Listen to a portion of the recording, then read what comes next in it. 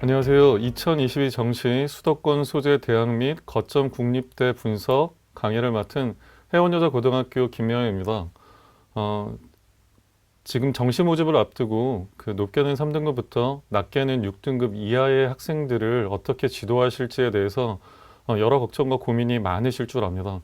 그런 학생들을 위해서 오늘 수도권 대학 및 거점 국립대에 대해서 여러 가지로 정리 분석해서 도움이 될 수 있도록 설명해 드리도록 하겠습니다.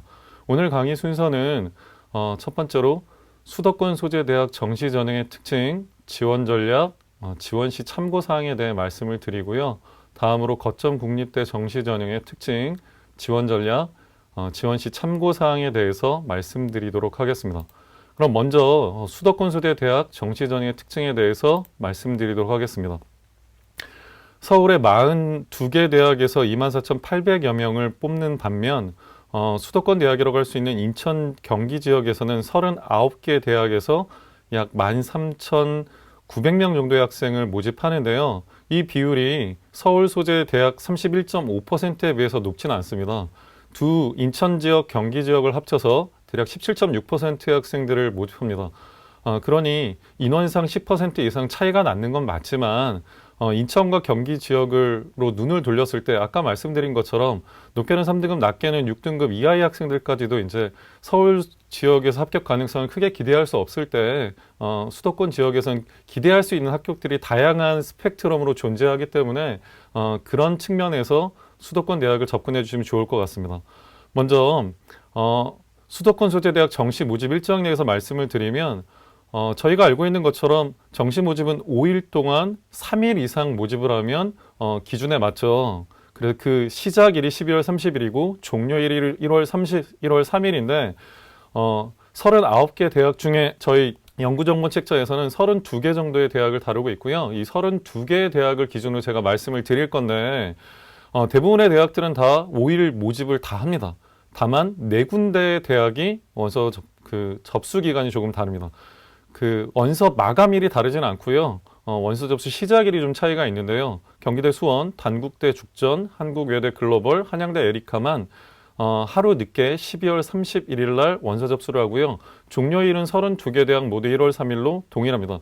만약 종료일이 1월 2일로 끝나는 대학이 있다, 혹은 1월 1일 날 끝나는 대학이 있다 그러면 훨씬 더 많은 변수들이 발생하는데 시작일이 하루쯤 늦더라라는 정도로는 이전 경험으로 미뤄봤을 때 큰 변수는 발생하지 않았습니다. 그러니 모집 기관상에 있어서 모집 일자가 서로 편차가 존재해서 어떤 변수가 크게 발생하지는 않겠구나라고 수도권 대학을 생각하셔도 좋을 것 같습니다. 다음으로 가군, 나군, 다군을 수도권 대학들은 어떻게 분할 모집하는가 아니면 단일 모집을 하는가에 대해서 살펴보시겠습니다. 일단 단일 모집을 하는 대학은 32개 대학 중 4개 대학밖에 없습니다. 청운대, 한세대는 가군만 모집을 하고요. 신경대, 한경대는 다군만 모집을 합니다. 사실 대부분의 대학들은 다 가나다 분할 모집을 합니다. 근데 내가 만약 한세대를 지원하겠다라고 말하면 가군에 밖에 한세대를 지원할 수 없는 상황이 발생하기 때문에 가군에는 한세대를 지원하고 나군, 다군에서 이제 다른 대학을 어떻게 나군, 다군으로 돌릴지에 대한 고민을 학생과 더불어 하시게 되겠죠.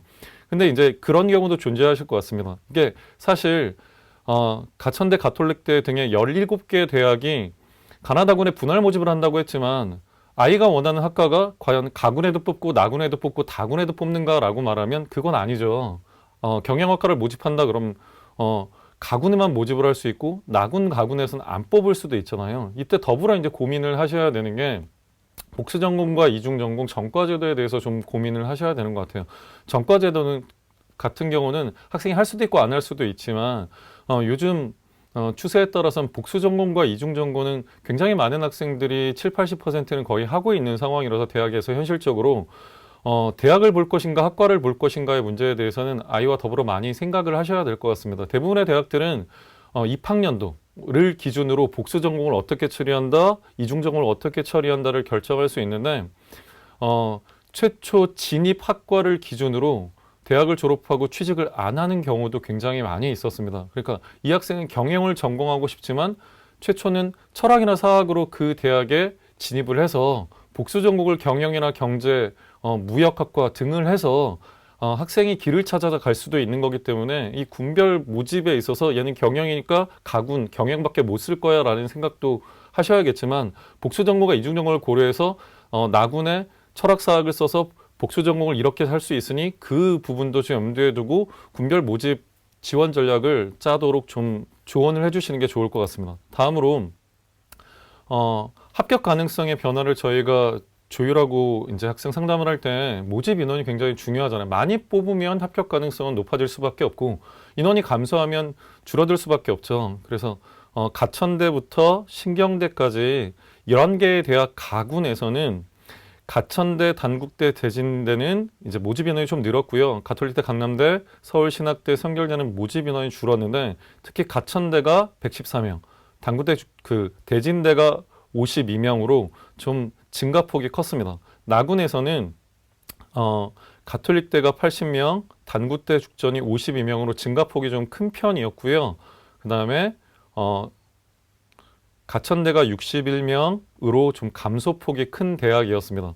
다군에서는 변화가 가나군의 분에 비해서 훨씬 더 많이 발생했는데요. 이 11개의 대학에서는 좀 증가폭이 큰 대학이 가천대 173명, 가톨릭대 108명, 강남대 71명. 수도권 대학에서 이 세 대학에 대한 그 수요나 학생들의 선호도가 좀 좋기 때문에 다군이 이렇게 명수가 늘었다는 건 다군에서 어떤 합격 가능성을 높여줄 수 있는 요소를 찾아낼 수 있겠죠. 그다음에 그 감소폭은 그리 크지 않았습니다. 다음으로 신한대부터 차의과학대에서의 이제 군별 모집 인원 변화는 가군에서는 그리 큰 변화가 있었던 건 인하대 정도였는데요. 인하대가 108명을 늘렸어요. 그럼 인하대를 지원한다라고 했을 때는 가군에 좀 더 관심을 가지시는 게 학생들 합격 가능성을 조금 높여줄 수 있는 어떤 요인이 될 수 있겠죠. 나군에서는 인하대의 변화가 또 크죠. 130명이나 늘렸습니다. 그리고 뭐 을지대 정도가 49명을 늘려서 좀 눈여겨볼 만했고요. 감소폭은 그렇게 큰 대학이 발견되진 않았습니다. 다군에서는 아주대가 107명을 모집 인원을 늘려서 좀 참고할 만했고요. 인하대가 65명. 그래서 인하대 같은 경우는 정시 모집에 가나다군에 다 50명 이상, 100명 이상의 많은 모집 인원을 늘리고 있어서 군별로 이제 좀 얼마나 늘었는지를 좀 학생과 더불어 살펴보시면 학생의 합격 가능성을 높여줄 수 있는 어떤 요소를 마련할 수 있는 방안이 되게 됐습니다. 근데 인천대 같은 경우는 74명이나 감소했죠. 그래서 다군 인천대를 쓸 때는 좀 상대적으로 살짝 조심하셔야 되는 어떤 요인도 발생했습니다. 그 다음으로 창원대부터 협성대 마지막 11개 대학인데요. 가군에서는 평택대가 63명, 한국산업기술대가 57명으로 저 모집 인원의 증가폭이 두드러졌고요. 하락폭은 굉장히 50명 이상이 크게 발견되는 대학은 없었습니다. 나군에서는 한국교통대가 102명을 줄여서 나군에서의 합격 가능성이 조금 하락될 수 있는 여지를 보여줬고요. 상승폭이 큰 대학은 이렇게 발견되지 않았습니다. 다군에서는 상승폭이 큰 대학은 한국교통대 정도 47명 정도가 는 대학이 있었고 하락폭이 큰 대학은 한경대 71명, 한국산업기술대 61명으로 요 대학 두 대학이 좀 하락폭이 컸기 때문에 지원하실 때 좀 신경을 쓰셔야 되는 일들이 발생했습니다. 근데 이제 저희가 아는 바가 있잖아요. 뭘 알고 있죠? 이게 결론이 아니다는 사실을 선생님들도 알고 계시죠. 서울 소재 그 39개 대학, 저희가 다루고 있는, 설명하고 있는 32개 대학에서도 3년 동안, 5년 동안 다 뭐가 많이 발생했을까요? 네, 수시 2월 인원입니다. 그래서 수시 2월 인원의 폭이 굉장히 많은 정도로 발생하는 대학이 수도권 대학이었습니다. 그래서 최초 모집 인원이 몇 명이었다, 감소폭이 몇 명이다, 이게 전혀 뒤집혀져서 감소가 170명 됐대. 근데 나중에 2월 인원까지를 받아보면 실제 인원은 증가가 50명이 됐어 라고 말하는 경우도 발생했습니다. 따라서 이 최초 인원만을 보시고 합격 가능성이 높아질 거야 낮아질 거야 그리고 최종 결론을 내시지 마시고요. 수시 인원이 넘어온 걸 보시고 합격 가능성이 어떻겠다를 더불어 고민하시고 학생과 상담을 해주시면 좋을 것 같습니다. 다음으로 이제 본격적으로 수도권 소재 대학 정시 지원 전략은 어떻게 짜야 될까에 대해서 말씀을 드리겠습니다.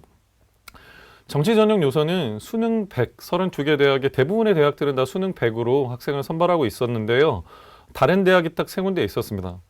신경대, 을지대, 청운대였는데 물론 을지대는 정시 모집 전형 선발 방법을 두 가지로 쪼갰습니다. 일반 전형 1, 일반 전형 2로 쪼갰는데 일반 전형 2는 수능 100으로 선발했지만 일반 전형 1이 그렇지 않았습니다. 학생부 10이 들어갔고요. 신경내는 학생부 20, 청원내는 학생부가 44.5. 수능을 너무 망쳤는데 이 학생이 좀 아깝다라는 생각이 들 때 학생부를 좀 반영해주는 대학이 있었으면 이라는 생각을 교사 입장에서 상담하면서 하시는 경우가 존재하죠. 근데 그런 대학은 수도권에서 3개 정도의 대학이 있고 가장 큰 폭으로 학생부를 반영해 주는 게 청운대. 그다음에 비율이 높진 않지만 학생부 요소를 개입시켜 주는 게 을지대 일반전형 1과 신경대가 있었다라고 해서 학생부 반영 대학이 요 3개 대학이고 학생부 성적이 어느 정도 높고 수능을 망쳤을 때 이 대학들을 고려해 줄 수 있다라는 생각을 하시면 좋을 것 같습니다. 다음으로 활용 요소가 뭐냐라는 걸 봤으면 이제 뭐를 몇 프로 반영하는 도 중요하지만 활용 지표가 뭐냐, 점수의 지표가 뭐냐를 살펴볼 필요가 있죠. 대부분의 대학들은 다 보시는 것처럼 100분위를 반영했습니다. 그럼 수도권 소재 대학을 지원하는데 100분위를 반영하지 않는다라고 했을 때는 어떤 학생에게 특색 있는 합격 가능성을 높여줄 수 있거나 혹은 합격 가능성이 좀 걱정되는 요인을 고려해 줄 수 있겠죠. 그래서 수도권 소재 대학이지만 서울 중상위권 대학처럼 국어나 수학과 수학의 표준 점수를 반영하고 탐구에는 변환 표준 점수를 반영하는 대학이 있었습니다. 그 대학은 가톨릭대, 아주대, 인하대, 차의과학대, 한국외대 글로벌, 한양대 에리카. 그러니까 좀 좋은 대학들이 이런 국어 수학 표준 점수에 탐구 변환 표준 점수로 반영했습니다. 그러니까 변환 표준 점수일 때 어떤 특징이 발생하죠, 선생님들? 그저 만점자의 표준 점수가 성적표에 찍혀 나올 때 물리원은 만점 받았다. 근데 물리원의 만점이 65점으로 끝날 때가 있죠. 근데 화학원에 만점을 받았다라고 하면 화학원의 표준 점수, 만점자의 표준 점수는 71.2점이 갈 때가 있잖아요. 그럼 이것만으로도 6점 내지 7점 차가 발생하는데 변환 표준 점수라는 건 탐구 영역의 특정 영역을 선택했을 때 그 유불리의 격차를 줄여주잖아요. 그냥 만점을 받았다면 다 100분이 100에 가까울 테니 너희들은 다 100분이 67이나 69를 줄게 라고 해서 탐구 영역의 성적표에 찍혀나온 표준 점수의 편차를 줄여주고 싶으시다라고 할 때는 이런 가톨릭대, 아주대 등의 변환 표준 점수를 쓰는 대학을 고려해 주시면 좋겠죠. 그리고 좀 다른 특색 있게 가져갈 수 있는 대학은 신경대와 한국항공대인데요. 국어 수학보다는 탐구 영역에서 좀 더 전략적인 방안을 고안할 수 있는 것 같아요. 그러니까 표준 점수에서 아까 말씀드린 것처럼 물원에서 만점을 받아도 65밖에 안 나왔다. 화원에서 만점을 받았더니 72까지 나왔다. 근데 그걸 변환 표준 점수를 안 썼다. 표준 점수를 그대로 가져가더라. 이 뜻은 뭐죠? 7점의 이득을 볼 수도 있는 거고 7점의 손해를 볼 수도 있는 거잖아요. 그럼 7점의 이득을 볼 수 있는 학생들에게 한국항공대나 신경대를 추천해 주시면 그냥 표준 점수 플러스 변환 표준 점수를 쓸 때와 전혀 다른 합격 가능성을 마련해 줄 수 있는 상황이 되는 거죠. 그렇게 고려하시면 좋고요. 그 다음에 평택대만 유일하게 등급을 반영하더라고요. 그러니까 평택대 정도를 고려한다는 건 4등급, 5등급 학생들이 굉장히 많이 생각을 할 텐데 100분위 기준으로 말하면 5등급이라는 게 100분위 60부터 17% 낮아지는 43%까지 이렇게 고려할 수 있잖아요. 그러니까 3등급으로 말하면 77부터 4등급으로 하면 77부터 60까지를 고려할 수 있는 상황이잖아요. 근데 100분이 77이 찍히고 100분이 60이 찍혔을 때 다른 100분이 반영되게 해서 이게 다 점수 차이가 나서 실질적으로 인정을 받아서 누군 합격, 누군 불합격으로 처리가 되는데 평택대는 77로 그 등급을 받든 60으로 그 등급을 받든 무효화되는 거죠. 77과 60의 등급이 같으니까 똑같은 점수를 받게 돼서 좀 그 등급의 100분위가 낮은 어떤 등급의 3등급, 4등급 내에서 낮은 100분위를 가지고 있다. 그러면 평택대를 적극적으로 고려해 주시면 조금 등급만을 반영하니까 합격 가능성을 높여줄 수 있는 전략을 짜실 수도 있게 됩니다. 다음으로 수능 반영 영역을 좀 살펴보시고 고려해 주시면 국수영탐을 반영하는 4개를 다 반영하는 거면 못 본 걸 뺄 수가 없는 상황이 발생하죠. 그런 게 가천대, 가톨릭대, 경기대, 수원, 단국대, 죽전, 아주대, 인천대, 인하대, 한경대, 교통대, 외대 글로벌, 항공대, 한양대, 에리카 등은 4개를 다 반영하니까 못 본 것도 다 안고 가야 되는 거죠. 그래서 뺄 수 있는 영역이 없으니까. 근데 반대로 말하면 3개 영역 혹은 2개 영역만 반영하더라라고 말하면 특정 영역만 망쳤을 때, 한 영역만 망쳤을 때, 혹은 두 개의 영역을 망쳤을 때 학생의 합격 가능성을 높여줄 수 있는 전략을 짤 수 있게 됩니다. 세 개 영역만 반영하는 대학은 강남대, 대진대, 동양대, 북서울, 서울신학대, 성결대, 수원대, 신경대 등이었고요. 근데 이 세 개를 반영하는 것도 조합이 좀 달랐습니다. 어떻게 조합이 다르다는 거냐? 일단 필수 영역으로 지정하는 것과 선택 영역으로 조합을 바꿀 수 있는 것들의 경우의 수가 달랐다는 거죠. 예를 들어 대진대나 동양대, 북서울이나 성결대나 신경대, 청운대나 이런 대학들을 보시면 탐구에다가 국수영 중에 두 개를 선택해요. 탐구는 필수고요. 국수영 중에는 뭐든 자기가 못 본 걸 버릴 수 있는 거죠.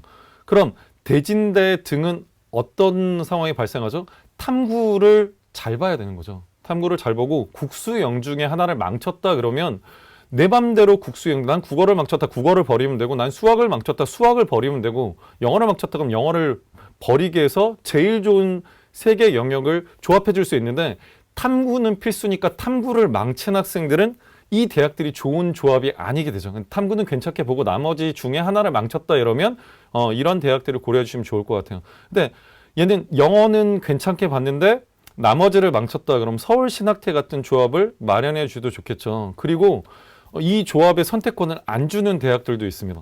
그게 이제 어떤 대학들이냐면 안양대나 용인대 같은 경우겠죠. 그래서 인문은 무조건 국영탐을 봐라. 그 다음에 자연은 무조건 수영탐을 봐라. 따라서 인문은 수학만을 배제할 수 있고, 따라서 자연은 국어만을 배제할 수 있다. 근데 하필이면 자연계 학생인데 국어를 잘 봤다. 그러면 안양대, 용인대는 학생이 유리해질 게 없겠죠. 그리고 인문계 학생인데 하필이면 수학을 잘 봤다. 그러면 안양대, 용인대는 합격 가능성을 높여줄 수 없는 데 이런 대학을 제외하고 다른 대학을 좀 고려해 주시는 게 좀 좋겠죠. 그 다음에 다음으로 말씀드릴 수 있는 게 4개 중에 2개만 잘 본 학생이 있죠. 그 6등급에 5등급, 6등급 이렇게 넘어가는 학생들 중에서는 한 개만 망친 게 아니라 2개를 망친 학생들도 존재할 수 있죠. 그런 학생들을 위해 고려해 줄 수 있는 대학은 3개였습니다. 신한대와 일치대, 인천 가톨릭 대학이었는데 신한대는 일반 전형 2와 일반 전형 1으로 일반 전형 2는 안양대, 용인대 비슷했습니다. 인문은 국영탐, 자연은 수영탐으로 지정 영역이 있었고요. 다만 일반 1 전형은 인문은 국어를 지정, 국어는 필수에 수영탐 중에 하나만 선택해. 너 잘 본 거 대신 2개를 버려줄 거야. 이런 시스템이죠. 자연은 수학을 선택하고 국영탐 중에 2개를 버릴게. 그럼 2개 영역만 조합해서 2개만 잘 보면 이제 합격 가능성을 높일 수 있는 상황이겠죠. 일치대도 일반 1, 일반 2로 나뉘는데 일반 1은 3개의 조합이죠. 3개 수학, 영어, 지정에 국어나 탐구 중에 하나를 가져와야 되는 게 3개 조합인데 일반 전형 2 같은 경우는 국수, 영탐 중에 택 2를 하게 해줬어요. 그럼 2개를 버리고 2개를 선택할 수 있다는 얘기니까 2개만 잘 봤을 때 일반 전형 2를 선택하시면 못 본 2개를 버리고 잘 본 2개를 선택해서 학생의 합격 가능성을 높여줄 수 있는 조합을 가지고 있었습니다. 인천 가톨릭대 같은 경우는 간호는 4개를 다 보고요. 문화 콘텐츠학과라는 부분에서는 국수 영탐 중에 2개만을 골라서 조합을 만들 수 있게 해줘서 이런 경우는 이제 2개만 잘 본 학생들에게 어떤 합격 가능성을 높여줄 수 있는 지원 전략을 짤 수 있는 상황이었습니다. 다음으로 탐구 영역을 2개 잘 본 학생들도 있지만 1개밖에 잘 못 본 학생들도 있고, 그다음에 한국사를 잘 보고 못 본 거에 따라서도 이제 합격 가능성을 높여줄 수 있는 지원 전략을 짜실 수 있었는데요. 저희가 지금 다루고 있는 수도권 대학 32개 대학에서 대부분의 대학들은 1개를 반영하는 대학이 훨씬 많았습니다. 탐구 영역을 2개를 반영하는 대학은 일부였는데 단국대, 죽전, 아주대, 일치대, 인천대, 인하대, 차의과학대, 교통대, 항공대, 에리카 정도가 한양대 에리카 정도가 2개를 반영하고 있었습니다. 그리고 나머지는 다 1개인데 특이하게 이제 반영하는 대학도 있었어요. 그건 이제 뭐냐? 지금 파란색으로 체크된 대학이 3개의 대학이 보이시죠? 신경대, 신한대, 평택대가 보이시죠? 대부분의 대학들은 한국사가 필수 응시, 그러니까 가로 속에 아무 말도 없다는 얘기는 뭐냐면 필수 응시라서 이걸 가산점으로도 감점으로도 반영하지 않는다라는 뜻입니다. 근데 금방 언급한 신경대, 신한대, 평택대는 괄호 속에 무슨 글자가 적혀 있냐면요. 대체라고 적혀 있죠. 대체란 말은 뭐냐면 탐구 한 과목을 한국사로 바꿔줄게 라는 뜻이 됩니다. 그러니까 탐구를 둘을 맞췄는데 한국사는 잘 봤어요. 근데 한국사가 탐구 한 과목으로 대체되는 거죠. 그럼 그 학생은 탐구를 망쳤어도 한국사를 잘 봤기 때문에 합격 가능성을 높일 수 있겠죠. 한국사를 탐구 영역으로 인정받을 수 있을 테니까요. 그래서 한국사를 유독 잘 보고 탐구를 망쳤다. 그런 학생들은 신경대, 신한대, 평택대를 고려해 주시면 합격 가능성을 대단히 높일 수 있는 상황이 발생할 수도 있습니다. 그 다음에 이제 여기서 드리고 싶은 말씀이 실질적인 가산점이 무엇일까에 대해서 말씀을 좀 드리고 싶은데요. 저희가 100명이 시험을 봤다, 100명이 지원을 한다라고 했을 때 가산점이 가산점으로 작용을 하려면 100명 중에 제한된 인원, 즉 10명이면 10명, 20명, 20명 이 애들만 가산점을 받을 때 가산점이 실질적인 영향력을 발휘하게 되잖아요. 근데 한국사 같은 경우는 전원이 필수 응시를 해야 수능 성적표를 받는 상황이기 때문에 가산점을 줄게 라고 하면 일부만 가산점을 받는 게 모든 학생들이 가산점을 받는데 점수의 편차만 존재할 뿐이죠. 그다음에 감점도 모든 학생들이 감점을 다 받기 때문에 가산점이 가산점으로 작용을 하기보다는 한국사 영역에 있어서는 감점처럼 작용하는 일이 많더라라는 것들도 한 번쯤 고려해 주시면 좋겠습니다. 다음으로 제2외 국어 한문 대체. 올해 선택형 수능으로 바뀌고 나서 제2외 국어가 예전 상대평가 수능에서 절대평가 수능으로 바뀌었잖아요. 그러다 보니까 대체를 해주기가 더 어려운 시스템을 가지게 돼버렸죠. 그럼에도 불구하고 이제 대체해주는 대학은 있었습니다. 딱 한 군데밖에 없어요. 32개 대학 중에 청운대였습니다. 근데 잘 알고 계시듯 청운대를 지원한 학생들 중에 제2외 국어 한문을 본 학생들의 숫자는 극히 적겠죠. 근데 극히 적으니까 혹시 그런 학생들이 있다면 고려를 해주시면 인문 자연을 구분 없이 대체해주기 때문에 이게 탐구보다 잘 봤다 그러면 청운대에서는 굉장히 좋은 지원 전략이 될 수도 있습니다. 그럼 이제 가산점을 주는 경우는 크게 두 가지 유형으로 볼 수 있었는데요. 자연계열에 제한적으로 가산점을 준다는 대학이 있었고요. 자연 인문을 구분하지 않고 가산점을 준다는 대학들이 있었습니다. 그 중에서도 수학 영역에 미적분과 기하를 봤을 때 가산점을 줄게라는 대학들이 존재했고요. 가톨릭대, 강남대, 단국대, 죽전, 대진대, 수원대, 안양대 이런 대학들이 이제 보통 이런 식이었고요. 그 다음에 인문자연의 구분 없이 가산점을 줄게라는 대학은 3개였습니다. 뭐였냐면 어디였냐면 인천대, 한국산업기술대, 한세대가 수학 영역 인문자연 구분 없이 가산점을 줄게라는 입장을 취하고 있었는데요. 인천대와 한국산업기술대는 미적분과 기하를 봤을 때 인문자연 구분 없이 10%의 가산점을 줬어요. 그럼 이제 예를 들어 가천대, 강남대가 자연을 지원했을 때, 가톨릭대, 강남대가 자연을 지원했을 때 10%의 가산점을 주고 인문은 안 주는데 내가 수학, 미적분, 기하를 봤는데 나는 인문계를 지원할 거야 라고 했을 때는 인천대 한국산업기술대에 인문계를 지원하면서 미적을 봤을 때 어떤 전략적인 지원을 할 수 있는 상황이 발생하겠죠. 왜냐하면 가산점을 인문계 대학을 지원해도 받을 수 있으니까요. 한 세대는 이보다 폭은 적었지만 5%의 가산점을 가지고 있어서 그런 부분에서 이제 또 이점을 찾을 수 있었습니다. 그 다음에 이제 과탐과 관련돼서 가산점을 주는 대학들이 있었는데 가천대, 그 다음에 경기대, 대진대, 그 다음에 을지대, 그 다음에 한경대 등이 과탐과 관련돼서 가산점을 부여하고 있었는데요. 한경대가 좀 특이했어요. 어떻게 특이했냐면 한경대 보시면 일부 학과는 수학, 미적, 기하를 응시했을 때 15%의 가산점에 과탐 10%를 줬고요. 조합을 할 수 있는데 수학, 미적분, 기하에 일부 학과는 20%의 가산점을 주고 과탐 1을 했을 때는 10%, 2를 했을 때는 15%여서 과탐 2의 수학, 미적분 혹은 기하를 봤다라고 했을 때는 35%나 되는 가산점을 받을 수 있어서 그 가산점을 고려하고 안 했을 때의 합격 가능성에 대한 부분은 굉장히 달라질 수 있었습니다. 그러니까 이런 가산점도 꼼꼼히 고려하셔서 지원 전략을 짜주시면 학생들의 합격 가능성을 고려 안 했을 때보다는 좀 차별적으로 높여줄 수 있는 접근법이 될 수 있을 겁니다. 자, 영어를 특히 잘 봤다라는 학생들은 이제 영어를 어떻게 반영하는가? 영어는 이제 여러 가지 방식으로 할 수 있는 대부분 가장 많은 대학들이 수도권 소재 대학들이 사는 건 등급당 환산 점수입니다. 근데 등급당 환산 점수라는 건 몇 등급을 몇 점으로 바꾸냐의 문제가 개입되죠. 특히 수도권 소재 대학을 지원하는 학생들은 3등급과 4등급의 점수 차이가 얼마만큼 나는가에 대해서 좀 집중해서 보실 필요가 있습니다. 그러니까 내가 4등급을 받았는데 수도권 소재 대학을 지원해야 한다. 그럼 3등급과 4등급의 점수 차이가 적은 대학이 나한테 유리해지겠죠. 근데 내가 3등급을 받았다 그러면 3등급과 4등급의 점수 편차를 영어 영역에 있어서 환산점을 많이 벌려줄수록 합격 가능성이 높아지겠죠. 그래서 보시면 가천대부터 대진대 중에 그 8점 이상의 좀 3등급, 4등급의 환산 점수를 두는 건 가천대, 강남대, 경대, 수원, 단국대였습니다. 그 다음에 동양대부터 신경대 사이에서는 성결대, 신경대가 10점, 그 다음에 신경대 같은 경우 보시면 15점이나 편차가 나죠. 그래서 3등급을 받았을 때 굉장히 유리해지고 4등급을 받았을 때 불리해지는 식이었고요.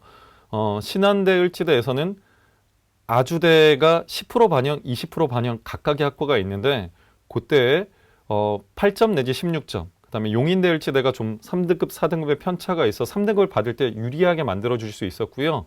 인천대, 인하대, 중부대, 고양, 차의과대에서도 영어 3, 4등급의 환산점의 편차가 커서 3등급 학생들이 유리해질 수 있는 계산식을 보이고 있었습니다. 그 다음 마지막으로 청운대, 외대에서는 청운대, 평택대, 한경대, 한국교통대가 한국산업기술대나 외대 글로벌에 비해서는 3등급, 4등급의 편차가 커서 3등급을 받았을 때 좀 유리해질 수 있는 전략을 짤 수 있는 대학이었습니다. 이를 고려해 주시면 좋을 것 같습니다. 그 다음에 항공대부터 협성대까지는 한 세대 정도만 점수 편차가 컸고요. 나머지는 편차가 작았습니다. 그러니까 반대의 경우에서 이제 우리 애가 4등급을 받았다 그러면 점수 편차가 좀 좋은 적은 대학들을 선택해 주는 걸 고려해 주시길 말씀드립니다. 한국사회 반영에 있어서는 필수 반영인 경우는 점수가 안 들어가지만 가산점이다, 감점이다, 아니면 경기대처럼 그다음에 가산점과 감점을 동시에 쓰는 대학들도 있었습니다. 근데 어디부터 점수 차이가 발생하는가에 대해서 좀 고민을 해주시면 되겠죠. 가천대는 2등급부터 발생했죠. 근데 가톨릭대는 4등급, 인문의 경우 4등급까지 동일 점수고 5등급부터 발생했고 그다음에 자연계의 경우는 6등급부터 발생하죠. 경기대 6등급, 단국대 4등급, 동양대 2등급, 신학대 5등급에서 발생했고요. 성결대, 수원대 6등급, 신경대, 신한대 2등급, 아주대는 5등급부터 점수 차이가 발생을 했습니다. 그 다음에 을지대, 인천가톨릭대, 항공대는 5등급부터, 그 다음에 인하대 인문은 5등급, 자연은 6등급부터, 평택대는 2등급부터, 외대는 4등급부터 점수 편차가 발생했습니다. 그 다음 마지막으로 한세대는 6등급, 한신대는 7등급, 한양대 에리카는 5등급부터 발생했고 한국사회 비율이 크지 않은 건 사실입니다. 근데 1, 2점이 아쉬운 학생들이 존재하잖아요. 그럴 때 저희는 한국사를 좀 배제하고 보거나 제외하고 보는 경우가 많은데 이렇게 아이가 좀 유리해질 수 있고 혹은 특정 등급에서 한국사를 몇 등급 받느냐 불리해질 수 있다는 걸 고려해 주시면 그 소폭의 1.2점 차이를 조율해 줄 수도 있으니까 그런 것까지 좀 세세하게 아쉬운 학생들은 고려해 주시면 좋을 것 같습니다. 자, 이제는 정말 특징적인 지원 전략인데요. 앞서 이제 조합을 보시면 두 개 수능 국수영탐 중에 2개 조합해서 지원할 수 있는데 3개 조합해서 4개 조합할 수 있는 대학이 있었는데 각각 이게 국어를 잘 봤을 때 수학을 잘 봤을 때 나는 어떤 대학을 고려해야 되는가 라는 부분이 있었죠. 그래서 2개 영역 잘 봤을 때는 신한대나 을지대, 인천가톨릭대, 산업기술대 50이나 반영을 해줬어요. 그다음 3개 영역을 반영했을 때는 강남대, 한신대가 50 정도. 그다음 4개 영역은 50까지는 없었지만 가천대 일반투 인문계열이나 경기대 수원 인문 쪽이 국어 반영 비율이 높아서 이걸 잘 본 애들 고려해 주시면 좋았습니다. 수학 영역은 2개 봤을 때 산업기술대나 인천가톨릭대 등을 고려해 주시면 좋았고요. 3개 영역 일 때는 강남대 인문계열이 한신대 인문계열이 50이나 반영해 줬으니까 그런 대학 중심으로 좀 고려해 주시면 좋을 것 같습니다. 영어는 2개 영역일 때 신한대, 을지대 등이었고요. 3개 영역일 때 차의과학대 인문계열의 한신대 인문계열 등을 눈여겨보시면 좋을 것 같습니다. 마지막으로 탐구 영역은 2개 영역일 때 신한대 인문원이나 인천가톨릭대 한국산업기술대, 3개 영역일 때는 한신대 인문계열이 반영비율이 상대적으로 높아서 이것만 잘 봤다 그랬을 때는 이거 중심으로 좀 고려해 주시면 좋을 것 같습니다. 자연계열일 때는요, 수학을 잘 봤다. 선택형 수능에 이제 비율까지 높았을 때는 인문계열보다는 훨씬 더 높은 차원의 합격 가능성을 높일 수 있는 일이 발생할 수 있겠죠. 2개 영역일 때 을지대, 일반전형투 자연계열, 성남의정부, 3개 영역일 때는 강남대 자연계열이나 한신대 자연계열이 50으로 상대적으로 높았고요. 그 다음 수학일 때는 60%를 반영한 산업기술대, 그다음에 50 신한대, 을지대 등 3개 영역일 때는 강남대, 한시대가 50으로 좀 높았다는 걸 고려해 주시면 좋을 것 같습니다. 그다음 영어를 잘 본 2개 영역일 때 을지대, 3개 영역일 때 한신대 자연계열을 고려해 주시면 지원 전략을 짜실 수 있고요. 탐구 영역과 관련돼서는 2개 영역 반영대학은 을지대 50, 그다음에 3개 영역 반영대일 때는 한신대 자연계열을 고려해 주시면 요거 잘 본 걸로 이제 애들의 합격 가능성을 높여줄 수 있는 지원 전략을 짜실 수 있습니다. 그럼 이제 수도권 소재 대학의 마지막으로 정시 전형을 지원할 때 참고할 일이 뭘까? 저는 한 6년, 7년 동안 시간대별 경쟁률이라는 걸 해오고 있는데요. 서울 소재 중상위권 대학에서보다 수도권 대학 중심에서 훨씬 더 합격 가능성을 높여줄 수 있는 지원 전략을 짤 수 있어요. 그럼 뭔 얘기냐? 아까 앞서 보신 것 올해 5일 모집에 어떻게 이제 모집을 학생들이 지원을 하겠죠. 그럼 1일차, 2일차, 3일차, 4일차, 5일차 원서 접수 마감일 따라서 지원하는데 보통 1, 2일차에 들어왔을 때 어떤 일이 발생했냐면 합격자가 많은데요. 등록자의 숫자는 굉장히 적었습니다. 그리고 3일차, 4일차, 5점 이렇게 들어왔을 때 합격자는 그냥 중간쯤인데 다른 대학을 원했지만 그렇게 들어온 학생들은 이 대학이 최고 대학이 되는 거예요. 그래서 등록자의 비율이 높았습니다. 그리고 이제 4일차, 5나 5일차 때 이제 지원을 하는 학생들은 합격자도 낮고 등록자도 낮더라고요. 그래서 대부분의 학생들과 학부모님들은 마지막 보다가 원서 접수 마감일의 경쟁률이 4대1이야, 5대1이야, 7대1이야 이렇게만 보고 지원하시는데 사실 이 중간 경쟁률, 그러니까 3일차나 4일차 오전 정도 되는 그 중간 경쟁률에 따라서 학생들의 합격 가능성이 바뀌는 게 훨씬 많았습니다. 그러니까 첫 번째 1일차, 2일차에 경쟁률이 높아서 봤자 이런 애들은 더 좋은 대학들이 합격돼서 나가버리더라고요. 그다음에 마지막 원서 접수 4일차 오후나 5일차 때 지원을 한 애들은 어차피 합격을 못해서 경쟁률을 높인다고 해도 내 학생의 합격 가능성이 지장을 초래하는 경우는 적었습니다. 그러니까 이제 3일차나 4일차 오전에 몇 명이 들어왔는다가 실제 경쟁률 형성하는 경우가 많았고요. 그걸 좀 고려해서 학생들을 지원해 주시면 수도권 대학에 한해서는 훨씬 합격 가능성을 별도로 높여주실 수 있는 일이 발생할 수 있습니다. 그러니까 그런 요소를 좀 고려해서 수도권 대학은 학생 지원할 때 상담해 주시면 좋을 것 같습니다. 자, 앞서서 이제 수도권 대학들에 대해서 살펴보셨는데요. 정리하면 그렇습니다. 수도권 대학은 4개를 반영하는 대학보다는 3개 반영대학, 2개 반영대학이 제법 많이 있더라. 그 다음에 그 반영하는 요소에 있어서도 100분위를 반영하는 대학이 대부분이지만 국수 100 표준 점수에 탐구는 변환 표준 점수를 반영하는 대학도 있고 변환 표준 점수를 안 쓰고 표준 점수를 반영하는 대학도 있고 조합사항에 있어서 탐구를 지정하고 선택 2개를 끼든가 아니면 영어를 지정하고 선택 2개를 끼던가 다양한 조합에 다양한 변수가 정말 많이 발생하는 대학이 수도권이더라. 따라서 이걸 좀 세세하게 고려해주고 시간대별 경쟁률도에 참고사항까지를 학생들을 고려해주면 현실적인 합격 가능성을 많이 높일 수 있다는 점들을 고려해 주시면 좋을 것 같습니다. 이제 다음으로 제 강의의 2번째 요소인 거점 국립대에 대해서 말씀드리겠습니다. 먼저 전형의 특징에 대해서 말씀드리겠습니다. 접수 기간은 그 거점 국립대는 전국에 총 9개의 대학이 있는데 경북대와 부산대만 31일 날 시작을 하고요. 원서 접수 마감일은 다 1월 3일로 같았습니다. 그리고 나머지 대학들은 다 12월 30일 날 시작해서 앞서 수도권 대학과 비슷한 양상을 보였고요. 군별 모집 대학은 가군과 나군의 분할 모집을 하는 대학이 5개로 제일 많았고 가나다 분할 모집을 하는 대학이 3군데 정도가 있었습니다.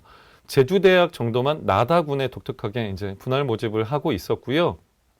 모집 인원상의 변화는 가군에서 변수가 제일 심한 걸 볼 수 있죠. 그래서 증가한 대학으로는 경북대 56명, 전남대 70명, 충남대 63명 정도가 증가해서 눈여겨볼 만했고요. 감소한 대학은 경상대가 118명이나 빠져서 좀 충북대 214명이나 빠져 이 2대학은 좀 눈여겨볼 필요가 있었습니다. 나군에서는 200명 넘게 증가한 경상대와 충북대, 경상대는 280명, 충북대는 221명, 7명이나 증가해서 합격 가능성의 변수가 좀 나타날 수 있었고요. 감소는 미미한 대학들이 대부분이었고 충남대가 72명 정도를 줄여서 이건 좀 눈여겨볼 만했다라고 염두에 두시면 될 것 같습니다. 다군에서는 전남대가 80명 정도 증가했고 경상대가 117명이나 하락해서 경상대를 지원한다면 다구는 좀 이제 조심하셔야 되는 요소가 있었습니다. 근데 앞서 수도권 대학에서 말씀드렸던 이게 최초 인원일 뿐이죠. 거점 국립대에서도 수시 2월 인원이 모집 단위별로 굉장히 많이 발생하는 학과들이 분명히 존재했습니다. 따라서 그 2월 인원을 마지막으로 참고하시고 합격 가능성이 어떻게 될 거다라고 예측을 하신 후에 학생을 상담하시는 게 좋을 것 같습니다. 그럼 지원 전략과 관련돼서 이제 세세하게 말씀드리겠습니다. 거점 국립대는 9개 대학 모두 다 수능 100%로 학생부 요소 없이 면접 요소 없이 정시 전형을 실시했습니다. 그중 100분위를 반영하는 대학은 강원대, 제주대뿐이었어요. 그 다음에 네 군데, 경북대, 부산대, 전북대, 충남대는 국수 표준 점수의 탐구 변환 표준 점수로 반영을 했습니다. 그리고 경상대, 전남대, 충북대는 표준 점수만 반영했습니다. 조합을 100분위로 가져가느냐, 표준 플러스 변환 표준 점수로 가져가느냐, 그 다음에 표준 점수만으로 가져가느냐에 따라서 석차는 굉장히 등락을 달리하는 거 아시죠? 근데 이런 활용 지표를 보실 때 현실적으로 교사가 계산기 두드려가면서 계산하기는 다 어렵죠. 그 다음에 내가 가지고 있는 데이터베이스가 뭐냐에 따라서 굉장히 달라지는 것 같습니다. 서울시 교육청에서는 전년도 기준으로 말씀드렸을 때 11만 명이 넘는 수능 실 데이터를 가지고 각각의 조합으로 이 학생은 몇 등이야. 11만 건 이상의 데이터 중에 이 조합으로 100분위 조합으로는 몇 등이고 표준 플러스 변환 표준 점수로는 몇 등이고 표준 점수로는 몇 등이야 라고 등수를 알려줬습니다. 그래서 그 센진학 진학 프로그램을 서울시 교육청 제공하는 센진학 진학 프로그램을 이용해서 이제 이런 석차까지를 봐주시고 수도권 대학이든 거점 군립대든 접근을 하시면 훨씬 합격 가능성을 높여줄 수 있다는 걸 염두에 두시고 접근하시면 좋을 것 같습니다. 수능 반영 영역은 다 뺄 수 있는 게 없었어요. 수도권 대학은 3개 반영하면 못 본 거 하나 날려버리면 되고 2개 반영은 못 본 거 2개를 날려버리면 되는데 거점 국립대는 4개를 다 반영한다는 측면에서 뺄 게 없으니까 좀 어렵죠. 근데 이제 그건 고려하실 수 있겠죠. 비율상 못 본 걸 좀 적게 반영하는 대학을 고려해줘야겠구나 이런 생각 좀 하시면 좋고요. 탐구 영역 과목 수는 이것도 뺄 게 없습니다. 다 2과목을 반영해서 탐구로 하나만 잘 보고 하나를 못 봤을 때 이득이 있을 수 없고 오히려 하나를 못 본 것 때문에 피해를 볼 수 있는 게 거점 국립대였다라고 생각하시면 되고요.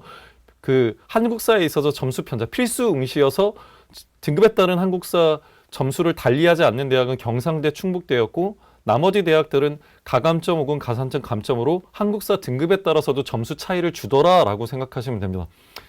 그 가산점은요. 안 주는 대학이 4군데나 있었고요. 주는 대학은 자연 중심으로 주는 대학이 강원대, 경상대, 제주대가 있었고요. 보통 수학 기준으로 그 미적분과 기하를 봤을 때 가산점을 주는 게 강원대와 제주대 정도가 있었고, 그 다음에 과탐 기준으로 주는 대학이 강원대 과탐 10%, 경상대 과탐 1에 5%, 투를 봤을 때 10%, 제주대는 자연과 공학에 각각 과탐 10%씩의 가산점을 줬습니다. 좀 특이한 가산점을 부여하는 대학이 충남대, 충북대였는데요. 계열로 주는 게 아니라 단과대에 가산점을 부여하고 있더라고요. 충남대는 농업생명과학대학 지원자에 한해서 과탐 10%, 충북대는 농업생명환경대학의 지원자에 한해서 과탐 10%를 주기 위해서 좀 독특했고 이런 점을 고려해 주시면 좋을 것 같습니다. 그리고 제2외국 한문을 대체해주는 거점 국립대는 없었습니다. 영어 등급별 반영 전수에 있어서는 실질적으로 영어를 2등급 받은 학생부터 4등급 받은 학생들까지 다양하게 이 거점 국립대 지원을 고려해 볼 수 있는 상황이더라고요. 그래서 2등급을 받았을 때 얼마나 이득이 있는가, 4등급을 받았을 때 얼마나 손해가 있는가에 대해서 근데 좀 편차를 2등급과 4등급의 환산점 편차를 많이 주고 있는 대학은 강원대와 전남대였고요. 나머지 대학들은 강원대, 춘천과 전남대에 비해서는 좀 져서 전남대를 보시면 2등급 190, 3등급 180, 4등급 170으로 각각의 등급의 점수 차이가 10점이나 발생하잖아요. 근데 경북대를 보시면 2등급 97, 3등급 92, 4등급 87로 5점 정도의 격차밖에 안 되니까 영어에서 내가 4등급을 받았다 그럼 경북대 지원을 고려하는 게 낫겠죠. 그죠? 이걸 만약 전남대를 고려했다 그러면 2등급 받은 학생에 비해서 내가 20점이나 이제 감점 요인이 있는 거니까 그런 부분을 고려해서 학생을 상담해 주시면 좋을 것 같습니다. 다음으로 한국사 반영 방법에 있어서는 필수응시 대학을 제외하고 강원대는 2등급부터 그 다음에 경북대, 부산대는 5등급부터, 전남대, 전북대는 6등급부터, 충남대 4등급부터 한국사회 등급에 따른 점수 편차를 주고 있었고요. 그 다음에 나머지 대학들은 아니었습니다. 그럼 이제 특정 영역의 반영 비율이 높은 걸 고려할 때 아까 4과목 다 반영한다. 탐구 영역은 2개를 다 반영한다. 그럼 애가 못 본 비율은 영역의 반영 비율은 적고 애가 잘 본 영역의 반영 비율이 높을 때 우리 애의 합격 가능성을 높여줄 수 있는 상황이잖아요. 근데 강원대, 춘천과 경북대는 40% 이상의 아주 높은 반영 비율을 갖는 영역은 없었고요. 경상대, 부산대도 마찬가지였습니다. 전남대의 경우는 존재했어요. 그러니까 인문과 자율전공에 있어서는 국어를 40%나 반영했고요. 그 다음에 공과대학 A, 공과대학 B 수학, 물리, 통계에 있어서는 수학을 40%나 반영했습니다. 따라서 이제 자연계열 쪽은 수학을 잘 봤냐 못 봤냐, 인문계열 쪽은 국어를 잘 봤냐 못 봤냐에 따라서 전남대는 굉장히 고려할 요소가 많이 있겠죠. 지원 전략을 짬에 있어서. 그 다음에 제주대는 이런 요소가 별로 없었는데 전북대의 경우는 국어는 40, 인문계열, 그 다음에 자연계열 A, B, C, D에 있어서 수학을 40이나 반영해서 수학을 못 봤다 그러면 자연계열 지원할 때 좀 합격 가능성을 떨어뜨리는, 국어를 못 봤다 그러면 인문계열 지원할 때 합격 가능성을 떨어뜨리는 요인이 발생했습니다. 충남대, 충북대, 사실 충남대가 조금 위에 있고 충북대가 조금 아래에 있다고 저희가 말을 하는데 충북대는 40 이상 반영하는 영역이 없었는데 충남대는 45짜리도 등장합니다. 그래서 인문계열의 경우 국어를 45%나 반영하고 자연계열 등에서 수학을 45%나 비율을 하죠. 그럼 수학을 망쳤다 그럼 충남대 자연계열, 자연과학대들 가기는 굉장히 어렵겠죠. 그리고 충남대를 지원했는데 인문에서 국어를 망쳤다 그러면 굉장히 어렵겠죠. 그럼 충북대를 지면 국어 반영 비율이 30%밖에 안 되니까 인문계열의 경우 그럼 이런 여지를 좀 줄여서 그래, 충남대는 안 되겠지만 난 국어를 못 봤으니까 충북대를 지원하는 게 더 합리적인 합격 가능성을 높일 수 있을 거야 라는 말씀들을 해주면 학생들에게 좀 도움이 될 거라 생각합니다. 그럼 이제 마지막으로 거점 국립대를 지원할 때 참고할 사항은 무엇일까요?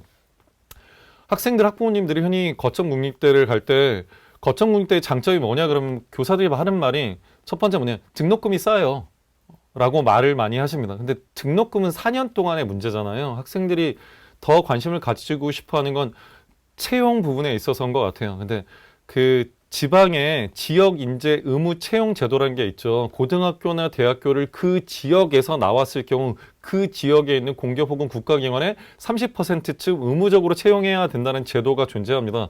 따라서 이제 각 지역에 어떤 국립기관, 공기업이 있는지를 보고 의무 채용 제도의 대상인 기관들을 보고, 예를 들어 내가 한국보건복지인력개발원에 취직하고 있다. 그럼 충북 지역에 있는 충북대를 지원했다라고 말하면 다른 지원자들은 아닌데 충북 지역에서 어떤 학교를 나온 사람들을 30% 채용해야 되는 일이 있으니까 실제 채용에 있어서는 내가 메리트가 있을 수 있는 거죠. 그래서 이런 지역 인재 의무 채용 제도라는 게 있고, 특정 지역에선 잘 되는 게 있고 특정 지역에선 좀 덜 돼서 이제 국회의원 중심으로 그 지역 국회의원 중심으로 이제 비판하는 게 있는데, 정부 전체적인 종합적인 취지에서는 지역 인재 의무 채용 제도를 활성화할 계획이라고 합니다.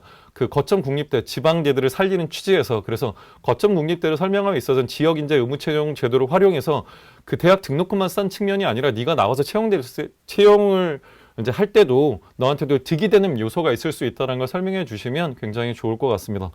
자, 아까 말씀드린 대로 그 서울진로진학정보센터 그다음에 서울시 교육청의 센지락 자료들을 마지막으로 참고하셔서 수도권 대학과 거점 국립대를 지원하실 때 좀 학생을 상담해 주신다면 전략적인 합격 가능성을 높일 수 있는 상담을 진행해 줄 수 있다고 생각합니다.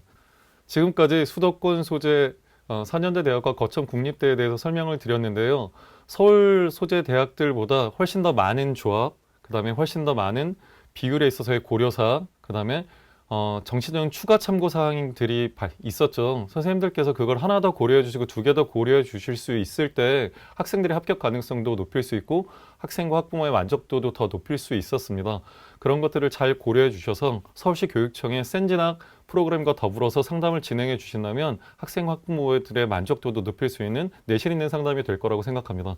부디 선생님들이 지도하시는 학생들의 합격 가능성이 높아질 수 있기를 기원하겠습니다. 여기까지 강의 마치도록 하겠습니다. 수고하셨습니다.